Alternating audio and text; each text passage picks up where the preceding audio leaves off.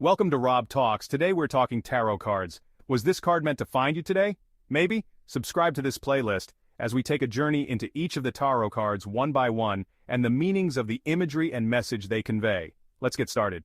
The Hermit, card number 9. The Hermit is depicted as an old man standing alone on a mountaintop, holding a lantern in one hand and a staff in the other. The lantern contains a six-pointed star, possibly the North Star, symbolizing wisdom and the light of inner knowledge. His position on the mountain signifies his quest for truth and higher understanding, and the solitude represents introspection and the search for inner guidance. This card is about introspection and solitude.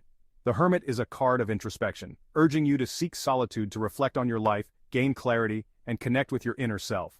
It's also about wisdom and guidance. It represents the pursuit of spiritual enlightenment and inner wisdom. The Hermit encourages you to look within for answers rather than seeking external validation. Lastly, it's about self-discovery.